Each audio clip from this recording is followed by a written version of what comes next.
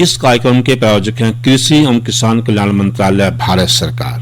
हर जोखिम से निकल कर फसल आए, सुरक्षित हो जाए, फसल बीमा से हर किसान अब आत्मनिर्भर हो जाए। संकट के समय प्रधानमंत्री फसल बीमा योजना किसानों के लिए वरदान है। अब सूखा पड़े या बाढ़ आ जाए कोई डर नहीं, अब ओले पड़े या कीट पतंगे फसल खा जाए कोई फिक्र नहीं, क्योंकि हमने लिया है प्रधानमंत्री फसल बीमा। बुआई से फसल कटाई तक हर जोखिम का दावा, न्यूनतम प्रीमियम पर अधिकतम भुगतान का वादा। योजना से हर साल जुड़ रहे हैं 5 करोड़ से ज्यादा किसान। अब आपकी है बारी। नजदीकी कृषि कार्यालय, सहकारी समिति, बैंक शाखा, अधिकृत बीमा कंपनी या जन सेवा केंद्र में स्वेच्छा से करा सकते हैं पंजीकरण। फसल बीमा पोर्टल या फसल बीमा ऐप द्वारा भी कराया जा सकता है पंजीकरण। प्रधानमंत्री फसल बीमा योजना, आपकी फसलों का संपूर्ण सुरक्षा कवच। कृषि एवं किसान कल्याण मंत्रालय, भारत सरकार। किसान वाणी कार्यक्रम के सभी सुनने गिरदारी की राम राम। साथियों, कार्यक्रम किसान वाणी दिन मंगलवार और इस दिन हम लाए आपके बीच में फोन इन, और फोन इन में एक ऐसा विषय जो जुड़ी है समय मौसम परिस्थिति के हिसाब से, ताकि आपकी उस तरह संबंधित कोई भी समस्या हो या फिर आपको कोई प्रश्न हो, उसका समाधान आप सीधे ही हमारे स्टूडियो में हमारे विशेषज्ञ से कर सकें।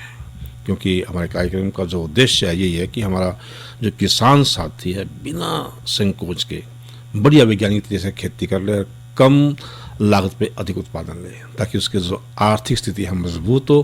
क्योंकि जब देश का किसान आर्थिक रूप से संपन्न होगा तभी ये देश आर्थिक रूप से मजबूत। तो जब बात फोन इन की है तो आज उस कड़ी में जो विषय रहेगा वो रहेगा धान की सीधी बिजाई में सावधानियां। बातचीत में हिस्सा ले रहे हैं डॉक्टर करमचंद, उप निदेशक कृषि एवं किसान कल्याण विभाग, कुरुक्षेत्र। उनसे बातचीत करेंगे वीरेंद्र भाई, और जो संपर्क सूत्र रहेगा जिसके माध्यम से साथी अपनी समस्या का समाधान पास करें वो रहेगा 221-322। जो साथी कुरुक्षेत्र तबार के हैं या मोबाइल तक फोन करेंगे उनके वास्ते एसटीडी कोड बहुत जरूरी है, और एसटीडी कोड है 01744, यानी 01744 221-322।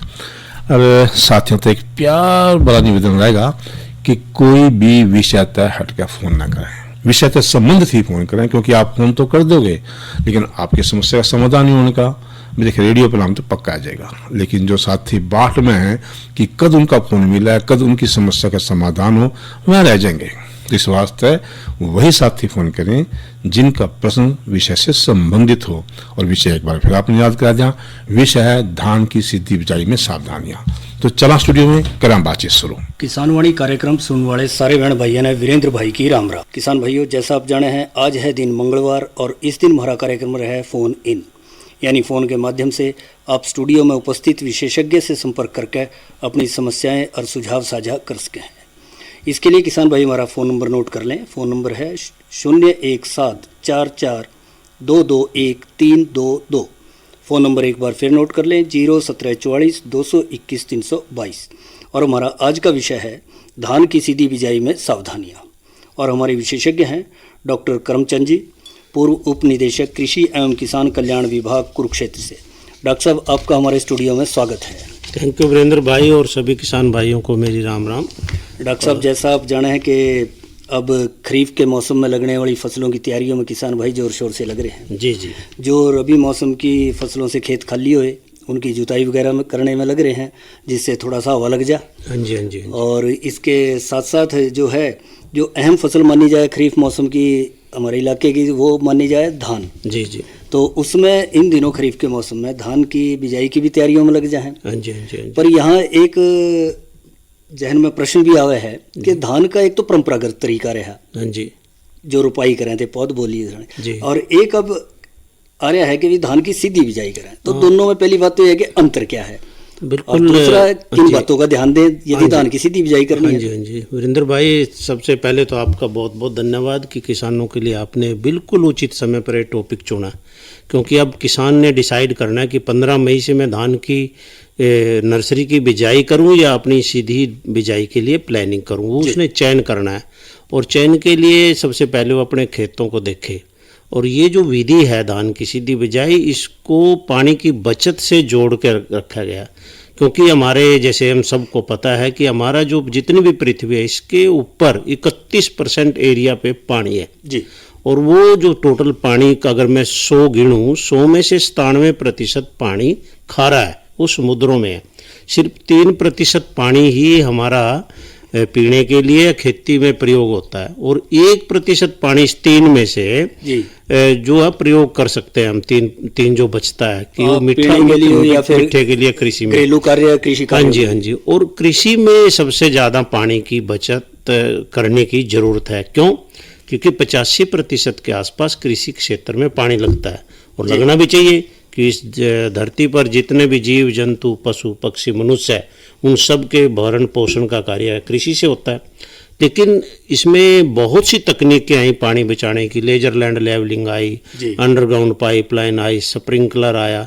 लेकिन धान की जो फसल है, इसमें 4000 से 5000 रुपया प्रति 1 किलो चावल पैदा करने में पानी लगता है। उसको बचाने की जरूरत है। डॉक्टर साहब, चर्चा हमारी जारी रहेगी एक फोन कॉल के बाद। जी, हेलो। नमस्कार जी। नमस्कार जी, आपका नाम? द्यांगला से। अच्छा, मांगेराम जी। मांगेराम जी द्यांगला से। हाँ जी, हाँ जी। आपका स्वागत है मांगेराम जी, अपना प्रश्न करें। ये जो जीरी की सिद्धि कराना जी, हाँ जी, इसमें इसका एक तो कबाड़ नहीं मरता जी। अच्छा, खरपतवार ज्यादा हो जा। बढ़िया नहीं है जी। जी। और एक इसमें पानी ज्यादा भेजा जीरी में दूसरी में। अच्छा, देखिए मांगेराम जी, आपका जो प्रश्न है वो बिल्कुल वाजिब है, लेकिन इसमें कुछ यदि सावधानियां हम बरतेंगे, हम दोनों चीज़ों से वो बचत होगी। और इसका जो पानी ज़्यादा लगने वाली बात है ना, अगर आप सोंटी ज़मीन में यानी रेतली में बीजेंगे तो पानी ज़्यादा लगेगा। ये जो विधि वैज्ञानिकों ने चलाई, ये डक्कर ज़मीन के लिए चलाई।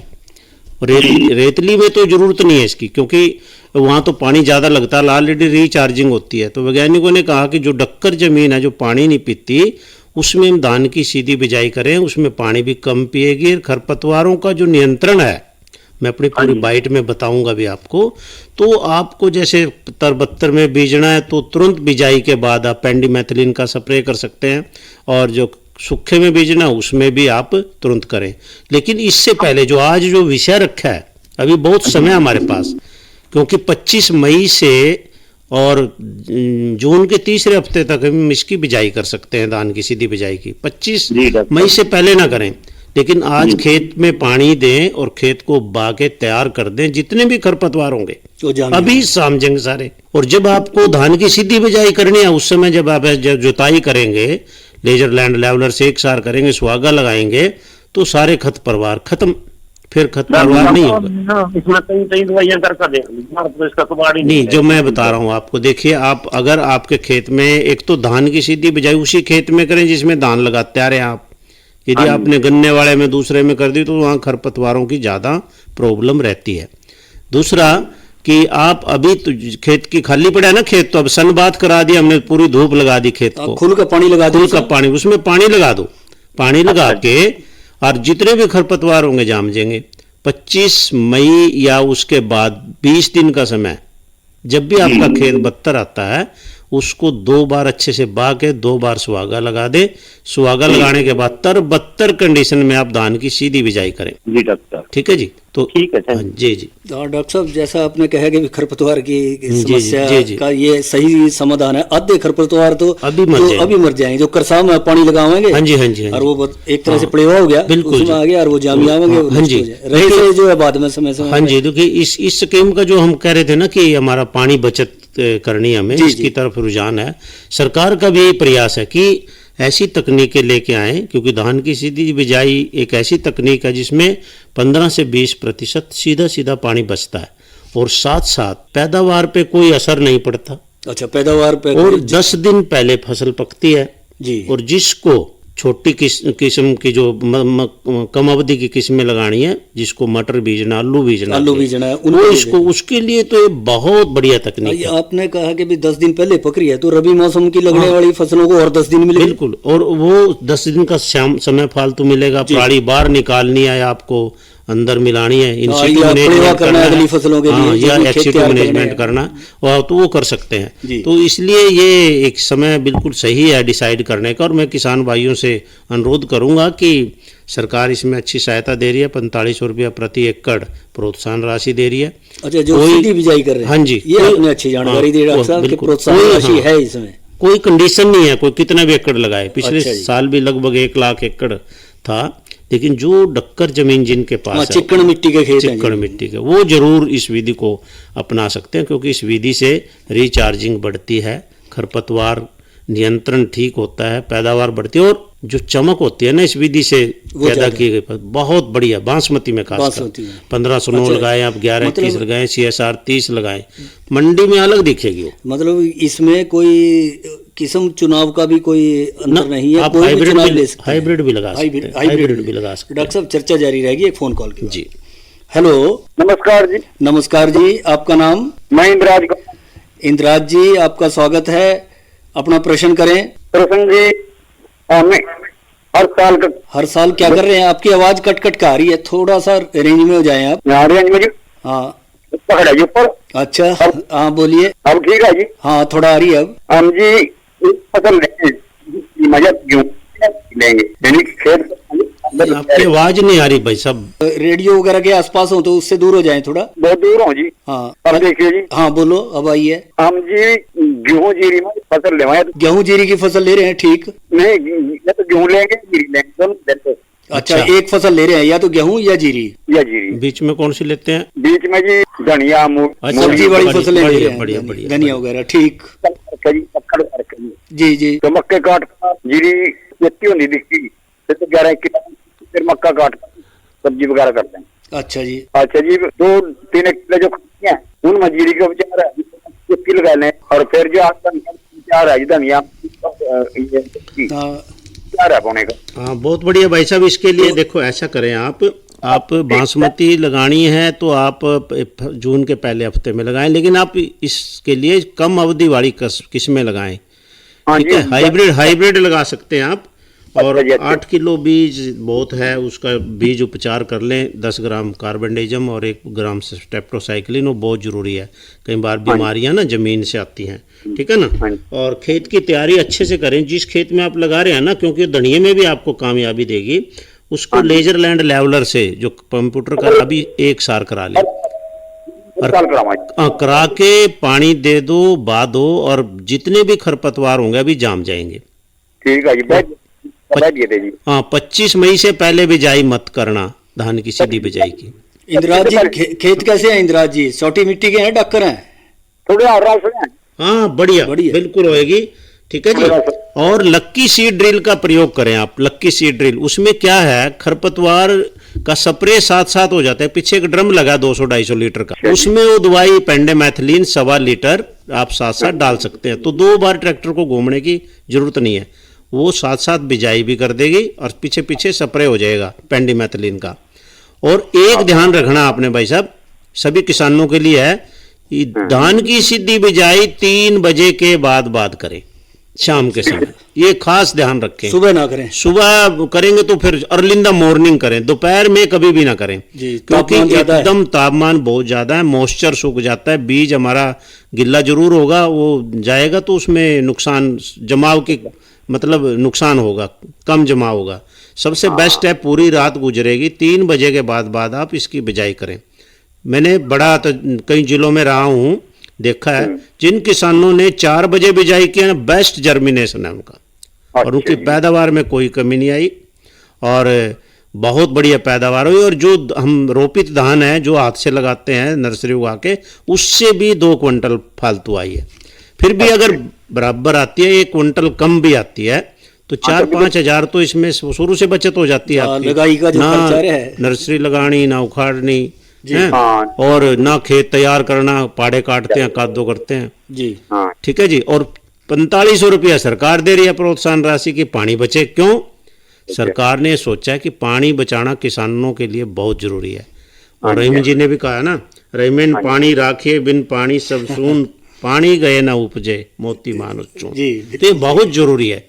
तो इस चीज, हाँ ये हमें सबको मिलके बचाना पड़ेगा इस पानी को, क्योंकि पानी ही नहीं है। बिल्कुल सही कह रहे हैं डॉक्टर, ठीक है जी।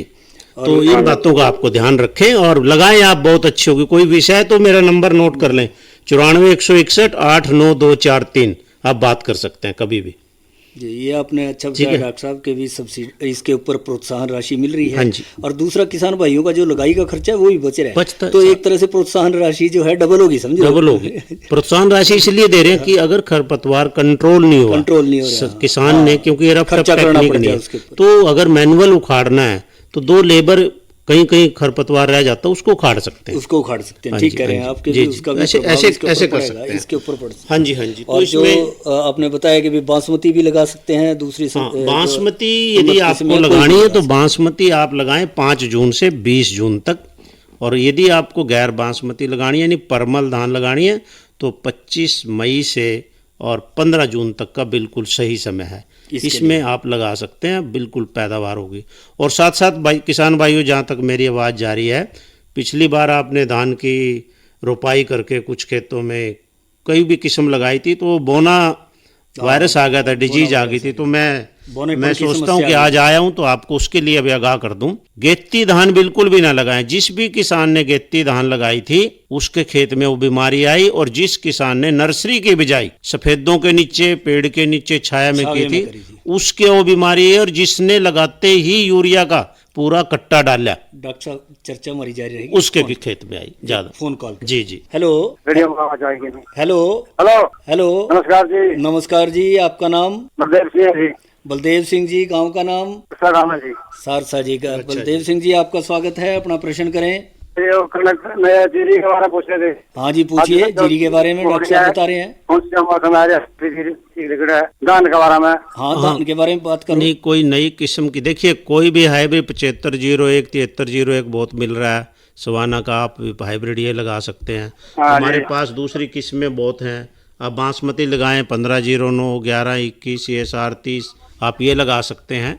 और अभी मोटी का है। हाँ, मोटी आप लगाएं, कोई बात नहीं, 14 लगाएं, 26 लगाएं, 28 लगाएं, कोई भी लगाएं, बढ़िया है, ठीक है। और आप धान की सुनो, आप धान की आप सीधी बिजाई करना चाहते हैं कि नर्सरी लगाना चाहते हैं? पौध बेव का, ठीक है। तो आप 15 तारीख से पहले पौध बिल्कुल ना बीजें और 15 जून से पहले ना लगाएं, क्योंकि पिछली बार ये तजर्बा देखा हमने, खासकर बहुत किसान बेचारे इसमें लुट चुके थे, बहुत एरिया खराब हुआ। बोनी 15 के बाद हो जाए तो कोई नहीं। हाँ, 15 के बाद ही बीजना और 15 जून के बाद लगाना। तो जो बोने डिजीज की जो फीजी वायरस नहीं आया था, सारी फसलें बोनापन आ गया था, बोनापन आ गया था, बहुत से खेत वो नहीं आएगा, ऐसा करेंगे। और धान 17 के, हाँ ठीक है। तो डॉक्टर साहब हम बात कर रहे थे धान की सीधी बिजाई पे जी। और किन किन बातों का किसान भाइयों को ध्यान रखना चाहिए? एक इसमें डॉक्टर साहब आपने सीधी बिजाई का जिक्र कराया, एक मशीन का लक्की सीड ड्रिल। हाँ जी। तो इसमें क्या फासले का भी ध्यान रखना पड़ेगा? हाँ देखिए, इसमें लाइन से लाइन का जो फासला है 20 सेंटीमीटर, और जो गहराई है उसमें ऑटोमेटिक एडजस्ट है 3 सेंटीमीटर। अच्छा, गहराई भी 3 सेंटीमीटर वो ऑटोमेटिक है। और उसमें खासकर ये सबसे मॉडर्न मशीन आज की डेट में, यदि किसी किसान पे ये नहीं है तो सिंपल सीड ड्रिल से भी कर सकते हैं। अच्छा, उससे भी कर सकते हैं। और जो डॉक्टर साहब पुरानी विधि छिंटे से बोना चाहें? नहीं, छिंटे से उसमें स्पेसिंग का, प्लांट पॉपुलेशन का, देखिए जब भी कोई फसल हम लगाते हैं पौधों की संख्या का मेन रोल रहता है खेत में जी, कि प्रॉपर हो और हमारा खेत खाली ना रहे। वो कहते हैं ना भाई यूनिफॉर्म डिस्ट्रीब्यूशन। तो लाइन टू लाइन 20 सेंटीमीटर जैसे मैंने बोला, इसमें जब रहेगा तो प्रॉपर पौधों की संख्या आएगी और हमारा पैदावार बिल्कुल ओके होगी उसमें, और वो अच्छा रहेगा और एक यूनिफॉर्मिटी भी आती है जी। दूसरी बात ये है डॉक्टर साहब, क्या इस बिजाई के दौरान इस मशीन में जिस तरह से गेहूं में खाद भी साथ साथ चले, इसमें भी खाद साथ चलेगा? हाँ, इसमें चला सकते हैं, लेकिन ज़रूरत नहीं है इसमें इस समय खाद डालने की।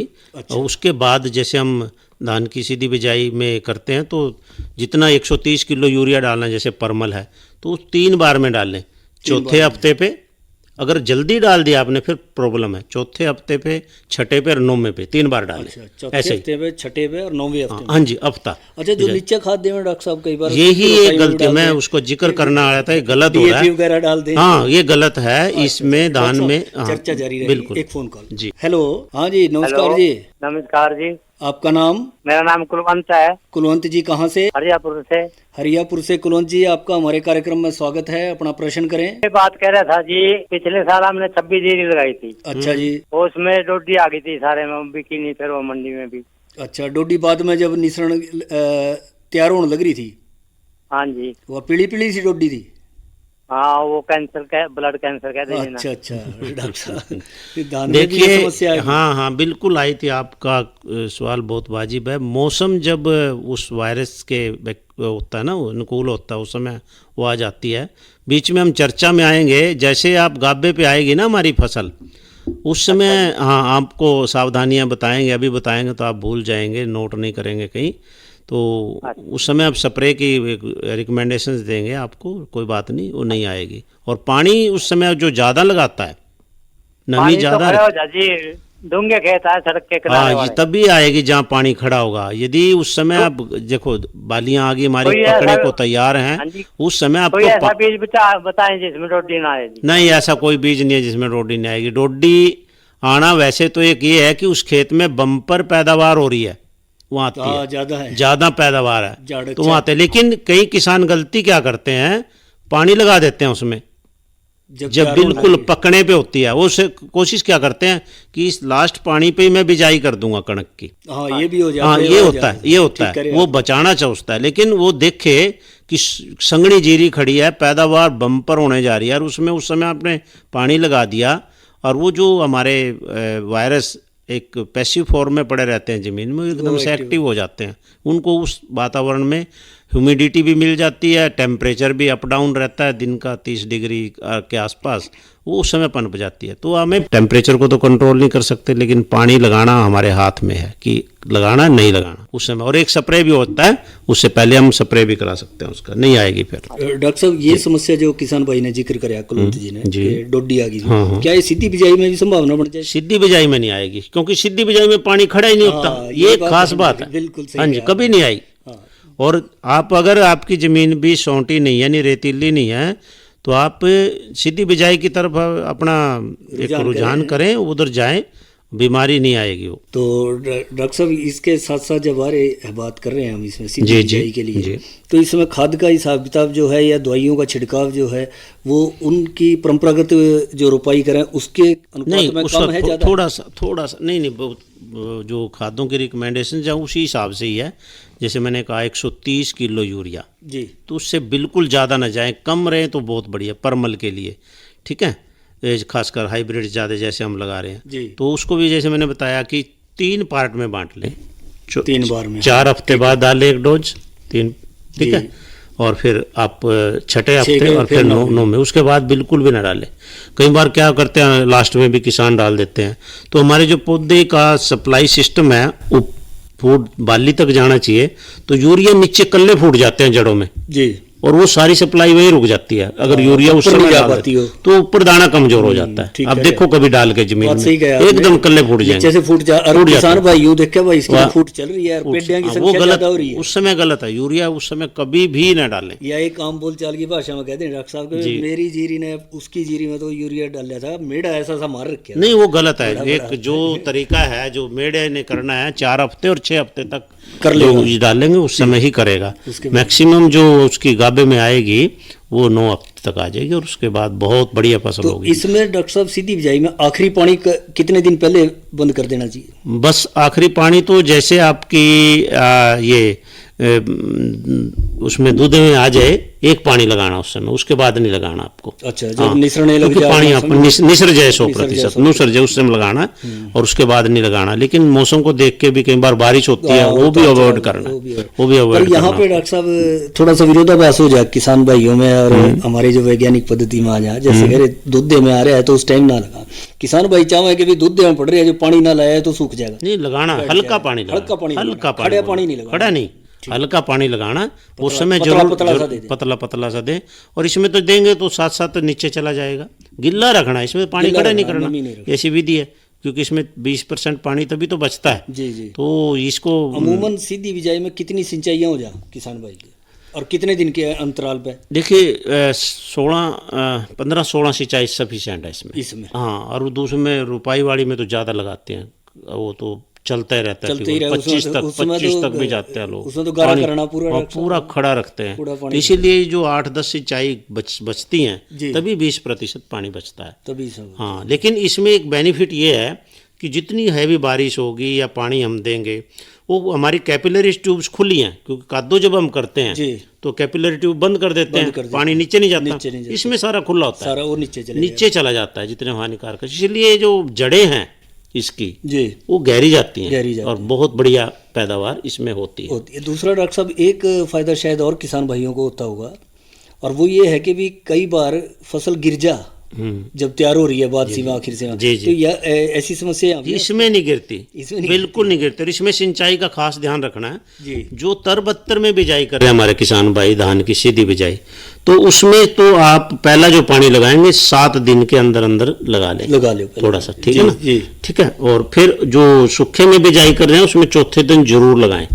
अच्छा, पहले तुरंत लगाएं, फिर जाओ फिर तीसरे चौथे पांचवें दिन जरूर लगाएं, फिर उसके बाद आप अपने इंटरवल पे धीरे धीरे पानी देते हैं। और तो खरपतवारों का जो नियंत्रण है, जो ग्नोमनी गोल्ड का दूसरा स्प्रे करते हैं, वो 15 से 20 दिन के अंदर, 21 दिन के अंदर जरूर कर लें। अच्छा, ताकि हमारा मेन इसमें प्रॉब्लम सिर्फ खरपतवार के लिए खरपतवार है, इसी समस्या, कोई दिक्कत नहीं है। और खासकर ये जो विधि है इसमें जड़ें नीचे जाती हैं, जो लौह तत्व की कमी आती है इस विधि में कभी भी नहीं आती। अच्छा, उसकी भी नहीं आएगी। नहीं, फिर भी अगर आपको लगता है, रेतीली में आती है, डक्कर में नहीं आएगी, फिर भी लगता है किसान को कि मैंने पिछले साल भी नहीं डाला, तो आधा किलो जिंक और 2.5 किलो यूरिया का स्प्रे कर सकते। और इसमें धीरे धीरे जैसे सिंचाई करना डॉक्टर साहब, तो सूक्ष्म तत्व भी पूर्ण रूप में मिलते हैं, और उसमें हो सके सूक्ष्म तत्व नीचे ज्यादा चले जाए। हाँ जी, ज्यादा पानी, तो उसमें प्रॉपर नहीं जाता है, उसमें बहुत से बीमारियां हैं, इंसेक्ट्स आते हैं जी,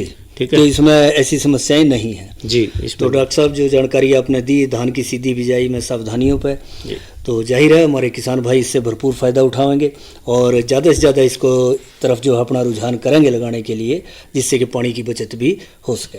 इस सब जानकारी के लिए आपका बहुत बहुत धन्यवाद। आपका बहुत बहुत धन्यवाद और सभी किसान भाइयों को पुनः नमस्कार। इस कार्यक्रम के प्रायोजक थे कृषि एवं किसान कल्याण मंत्रालय, भारत सरकार। इधर इधर इधर हम बोल रहे हैं तेरे बीजू का पुतला बोल रहा है। हाँ, पक्षियों से तो हम खेत को बचा लेते हैं, पर इन घातक रसायनों से कैसे बचाएं? मतलब? देख बेटा, तू जो ये अंधाधुंध रसायन मिलाता है ना, मिट्टी की सेहत बिगड़ने लगी है, और जब माटी ही कमजोर पड़ जाएगी तो उपज कैसे सेहतमंद होगी? अरे पहले ऐसा नहीं था, पूछना अपने बड़े बुजुर्गों से, कैसे फसल लहलहाती थी, शुद्धता झलकती थी। हाँ, माटी भी तंदुरुस्त और लोग भी। अरे अब पहली वाली बात कहाँ, पर अब तो सब यही डाले हैं। सब नहीं, आज भी लाखों जागरूक किसान परंपरागत विधि से फसल उगा रहे हैं, खर्चा कम और उपज की कीमत भी बेहतर पा रहे हैं। सच है? रे बेटे, एक्सपीरियंस से बता रहे हैं, धूप में बाल सफेद नहीं किए हैं। हाँ। ठीक है भाई, मैं भी आज से जैविक खेती शुरू करूंगा। माटी से प्रेम की परंपरा है, परंपरागत खेती। ये था हमारा आज का किसान वाणी कार्यक्रम। आज के किसान वाणी में फोन इन और फोन इन का विषय था सीधी बिजाई में सावधानियां। बातचीत में हिस्सा ले थे डॉक्टर करमचंद, उप निदेशक कृषि एवं किसान कल्याण विभाग कुरुक्षेत्र, क्षेत्र, उनसे बातचीत करते वीरेंद्र। इसी के लिए आज का किसान वाणी कार्यक्रम समाप्त हुआ। कार्यक्रम के सभी सुमन गिरधारी और वीरेंद्र भाई की राम राम।